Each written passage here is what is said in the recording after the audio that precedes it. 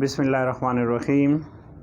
Class 10 student, आज हम class 10 physics में यूनिट नंबर फर्स्ट जिसका नाम है simple harmonic motion and waves, first lecture discuss करते हैं जिसका नाम है oscillatory motion and simple harmonic motion.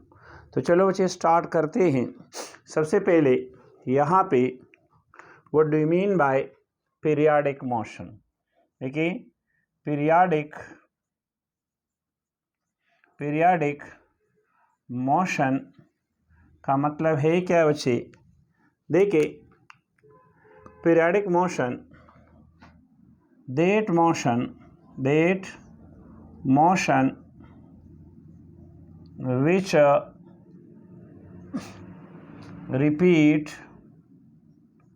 repeat itself after regular interval of time is called periodic motion. For example, a body is attached to a helical spring. इसी तरह the motion of the bob of a pendulum, इसी तरह the motion of earth around its own axis, इसी तरह the motion of a swing। तो ये तमाम जो एग्जाम्पल है ये हमें बच्चे प्रूव कर रहा है पीरियाडिक मोशन। इसके बाद है ऑसिलेटरी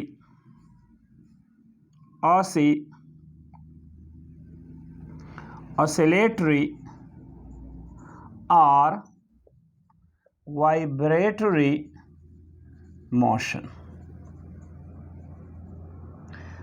देखिए बच्चे, the to and fro or the back and forth, the back and forth motion of a body from its mean or equilibrium position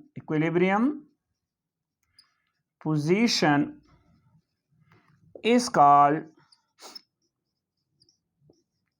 oscillatory or vibratory motion. For example, the motion of a swing, etc. इसके बाद बच्चे यहाँ कुछ term हैं जो हम discuss करते हैं। इसमें सबसे पहले टर्म है कि व्हाट इज़ वाइब्रेशन। देखिए, वाइब्रेशन का मतलब क्या होता है। वाइब्रेशन को बच्चे हम इस तरह डिफाइन कर सकते हैं कि one complete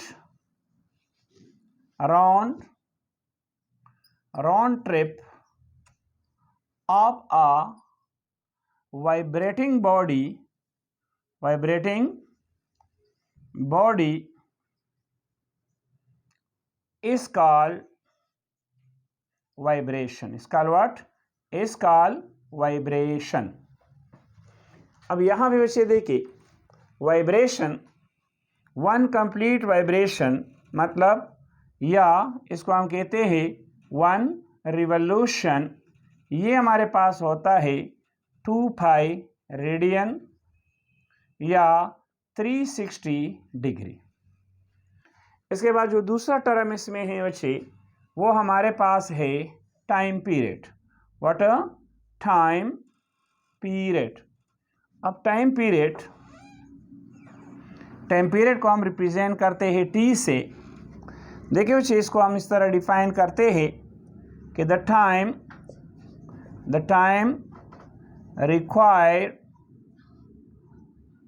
required for a vibrating body to complete one rotation is called time period. Remember, the unit of time period is a second. उसके बाद जो दूसरा है बच्चे वो हमारे पास है फ्रीक्वेंसी. अब फ्रीक्वेंसी को हम रिप्रेजेंट करते हैं बच्चे एफ से, और इसको हम डिफाइन करते हैं कि the number of oscillation or vibration per unit time is called what? Is called frequency. अब मैथमेटिकली फ्रीक्वेंसी को हम लिख सकते हैं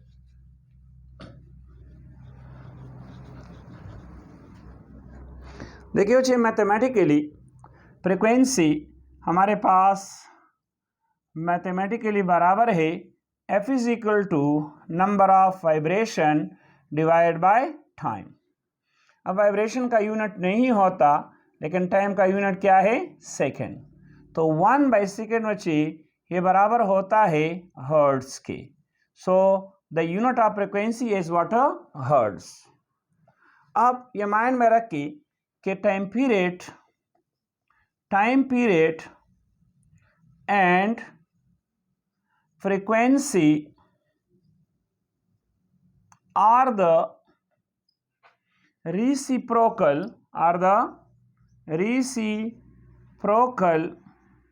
of each other. तो हम इसको लिख सकते हैं बच्चे such that F is equal to 1/T और T is equal to 1/F. इसके बाद हमारे पास जो नेक्स्ट टर्म है वो है डिस्प्लेसमेंट. अब यहाँ देखिए बच्चे डिस्प्लेसमेंट को हम रिप्रेजेंट करते हैं एक्स से, और डिस्प्लेसमेंट का मतलब होता है the shortest distance between 2 point. लेकिन यहाँ पे the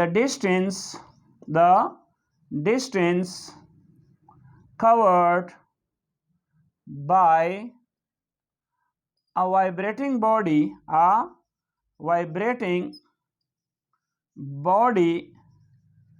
from its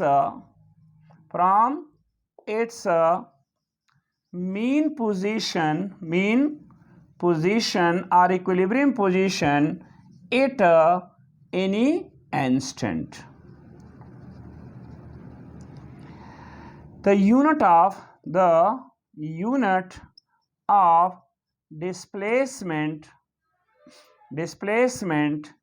is a what? Metre. इसके बाद है बच्चे एम्पलीट्यूड को हम डिफाइन कर सकते हैं बच्चे कि the maximum displacement of vibrating body. इसके बाद जो नेक्स्ट टर्म है that is called what? Amplitude. Amplitude को हम रिप्रेजेंट करते x0 से, और इसकी डिफिनीशन है बच्चे the maximum displacement of vibrating body from its equilibrium position is called what? Amplitude. इसका भी यूनिट है, the unit of amplitude is also what? Metre. ये बच्चे माइंड में रख के, जो ह्यूमन ईयर ड्रम है ये 1 सेकेंड में, remember the human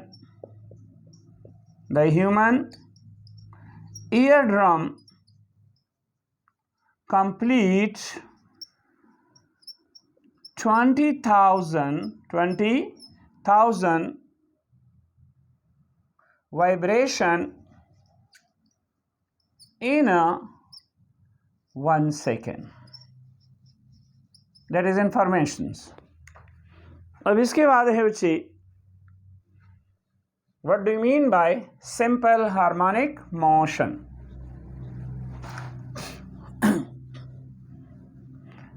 Simple harmonic motion in its characteristic. Simple harmonic motion and its characteristics.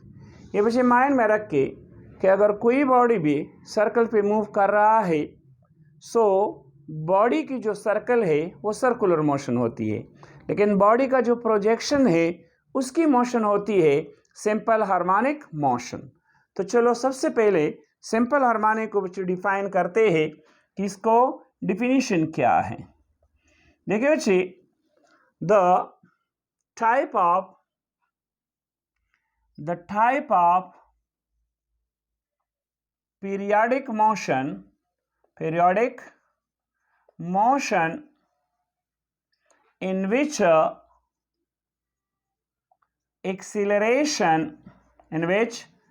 acceleration is directly proportional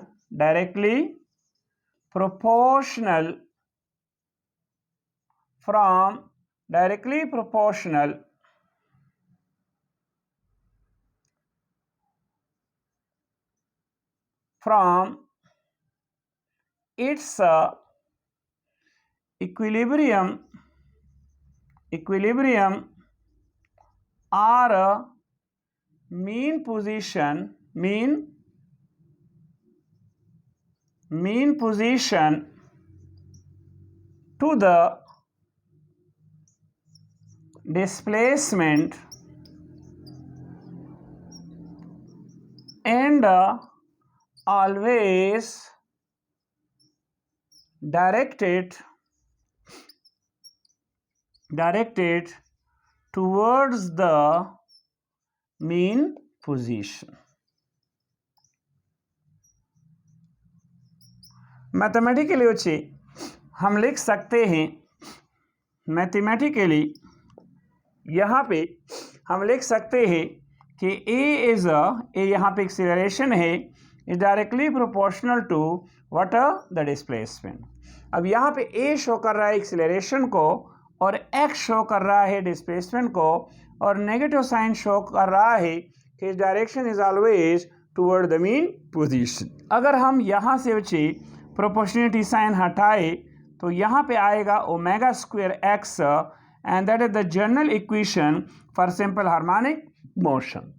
अब यहाँ पे बच्चे जो ओमेगा है, इसको हम कहते हैं ओमेगा, ये हमारे पास होती है एंगुलर वेलोसिटी और फ्रीक्वेंसी, और इसको बच्चे हम डिफाइन कर सकते हैं कि omega is equal to theta by t, मतलब rate of change of angular displacement is called angular velocity.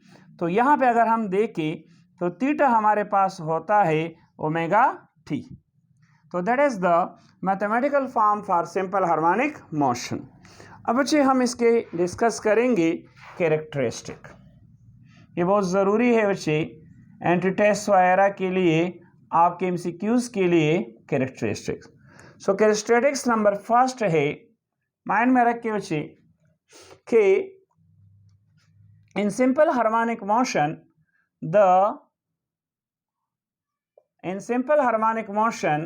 is always oscillate. The simple harmonic motion is always oscillate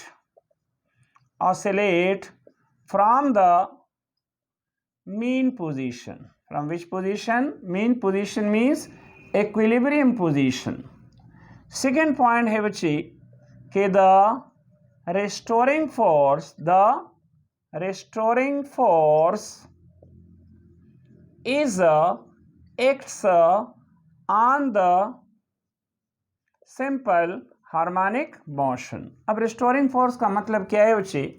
restoring force वो force होता है कि अगर हम किसी बॉडी पे force apply करें and after removal the force body come back to its original position, so that is called what? A restoring force. Third number point ये है कि acceleration is directly proportional to the displacement from the mean position or equilibrium position and always directed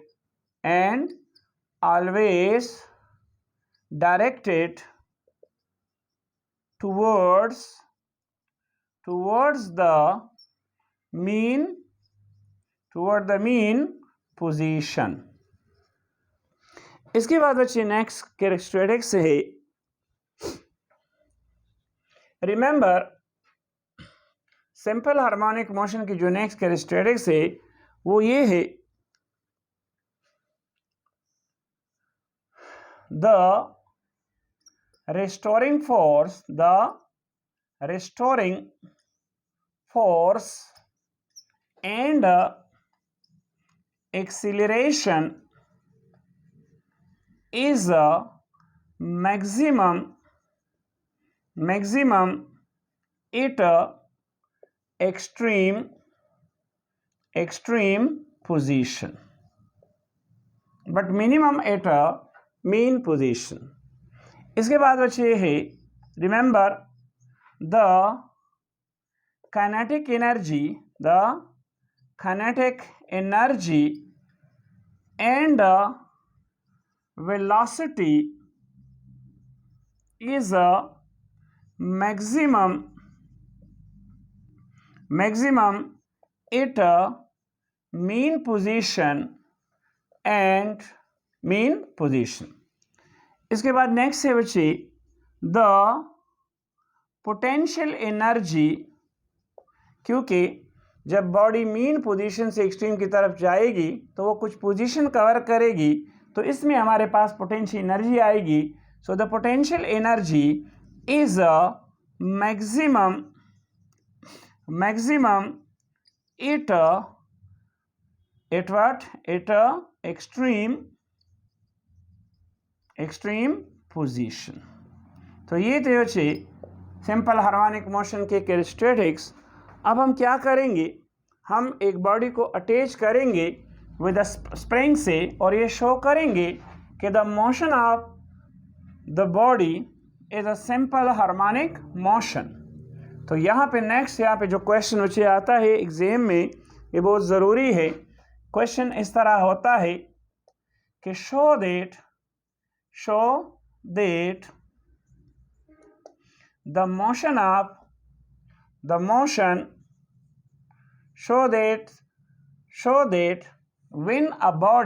when a body is attached to a spring is SHM and prove T is equal to 2 pi m by k under the root, or f is equal to 1 by 2 pi k by m under the root। अब ये चीज़ें हमने prove करनी है। तो सबसे पहले again हम सिंपल हार्मोनिक की डिफिनीशन वही करेंगे कि there types of motion in which acceleration is directly proportional to the displacement from the mean position and always directed toward the mean position। तो चलो देखिए बच्चे, ये हमारे पास यहाँ पे ये हमारे पास एक रिजिड सपोर्ट है, ये हमने एक स्प्रिंग सस्पेंड किया है, ठीक है, ये एक स्प्रिंग है। अब यहाँ पे स्प्रिंग को हमने मुख्तलिफ पोजीशन में शो किया है। देखें स्प्रिंग के अगर आप देखें मुख्तलिफ इसकी पोजीशंस है। अब यहाँ पे देखें ये हमारे पास फॉर एग्ज़ाम्पल अगर हम इस पॉइंट को देखें, फिर हमारे पास ये पॉइंट आएगा, फिर हमारे पास क्या आएगा, ये पॉइंट। तो चलो ये हमारे पास है बच्चे पॉइंट ए, ये हमारे पास है ओ मीन पोजीशन, और ये है क्या, ए ओ ए डैश। अब ये हमारे पास क्या है, एक रिजिड सपोर्ट है, और ये हमने ली है एक हेलिकल स्प्रिंग। तो देखिए यहाँ पे मिसाल के तौर पे यहाँ पे अगर हम किसी लोड को सस्पेंड करें, जितना ही हम रिस्टोरिंग फोर्स ज़्यादा करेंगे, आप देखेंगे कि इसमें जो इलांगेशंस है वो ज़्यादा हो जाएगा। मतलब वेट बढ़ने से यहाँ पे हमारे पास इसकी जो एम्पलीट्यूड है, इसका जो डिस्प्लेसमेंट है वो क्या हो जाएगा, वो बढ़ जाएगा। सो देखिए बच्चे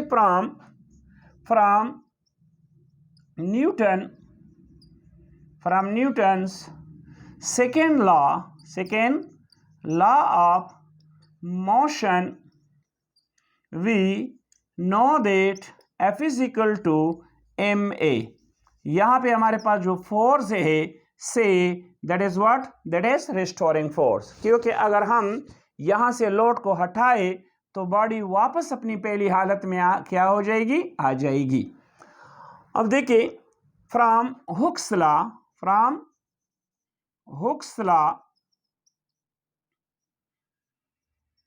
we know that F is equal to minus kx, say that is my equation number 2। अब यहाँ पे ये भी हमारे पास फोर्स है, अप्लाइड फोर्स है, ये क्या है, ये स्प्रिंग कांस्टेंट है, और ये क्या है, डिस्प्लेसमेंट है। अब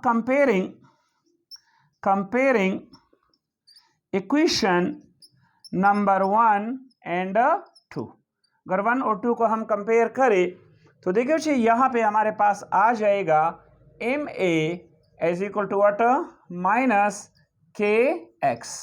अब a is equal to minus k by m into x, से that is my equation number 3। अब यहाँ पे ये के बाई एम जो है ये हमारे पास क्या है बच्चे, दैट इज कांस्टेंट, और के स्प्रिंग कांस्टेंट है, एम है मास ऑफ द बॉडी। तो यहाँ पे अगर हम कांस्टेंट लगाए तो that is minus constant into what, x. Constant हटाने से यहाँ पे बच्चे आएगा प्रोपोर्शनैलिटी। अब ये इक्वेशन शो कर रहा है कि when we attach a body to a spring so it's motion is what, simple harmonic motion. इसके बाद हमने बच्चे प्रूव करना है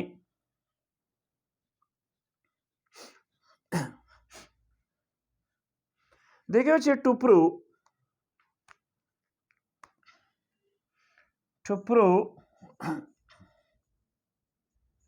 T is equal to 2 pi m by k।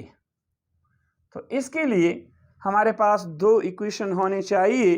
देखिए एक हमारे पास ये general equation for simple harmonic motion, देखिए बच्चे we know that A is equal to minus omega square x, से that is my equation number A.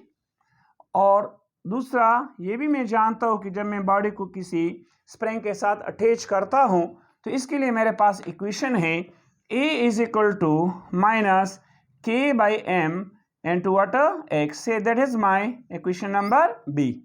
Comparing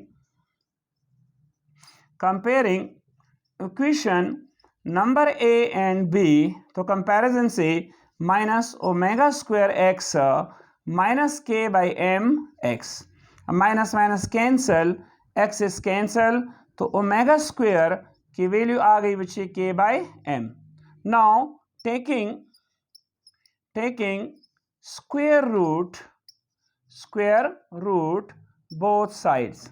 both side square root लेने से हमारे पास देखिए बच्चे आ जाएगा यहाँ पे ओमेगा स्क्वायर रूट और यहाँ पे आ जाएगा के बाई एम स्क्वायर रूट. अब ये कैंसल, तो ओमेगा की वैल्यू हमारे पास आ गया k by m. So that is my equation number C. अब इसके बाद बच्चे हम जानते हैं कि व्हाट इज टाइम पीरियड.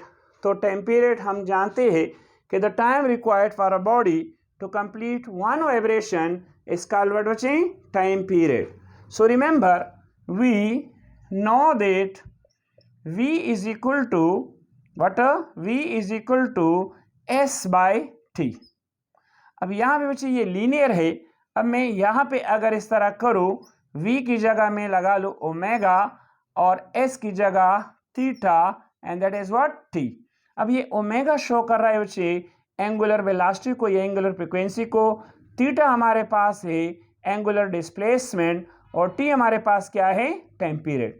तो यहाँ पे देखिए t हमारे पास बच्चे होगा थीटा डिवाइडेड बाय ओमेगा. अब ये थीटा जो है ये होता है बच्चे one complete round trip, one complete rotation and that is called one vibration. और ये बराबर होता है 2 पाई या 360 डिग्री. तो t is equal to 2 pi divide by omega. तो t is equal to 2 pi divide by omega. चलो ये हमारे पास हो गया इक्वेशन नंबर डी. अब अगर हम इक्वेशन नंबर सी को बच्चे उठाए और डी में पुट करें, so put equation number what, number C in D. तो हमारे पास आ जाएगा t is equal to 2 pi, omega की वैल्यू है बच्चे k by m under the root. तो यहाँ पे हमारे पास आ जाएगा t is equal to 2 pi, ये बच्चे ऊपर जाके ये रेसिप्रोकल हो जाएगा m बाई के. तो देखिए ये हमने प्रूव किया कि t is equal to 2 pi m by k under the root. So that is the relation for time period when a body is attached to a spring. अब इसके बाद बच्चे हमने रिलेशन मालूम करना है फ्रीक्वेंसी के लिए. सो देखिए relation for what, for frequency. अब देखिए बच्चे हम जानते हैं we know that frequency and time period they are the reciprocal of each other. No f is equal to 1 by T. अब यहाँ पे t की वैल्यू क्या है, that is 2 pi m by k under the root. So f is equal to 1 by 2 pi k by m. So that is the relation for frequency बच्चे. अब ये question exam के लिहाज से बहुत इंपॉर्टेंट है. So thank you students.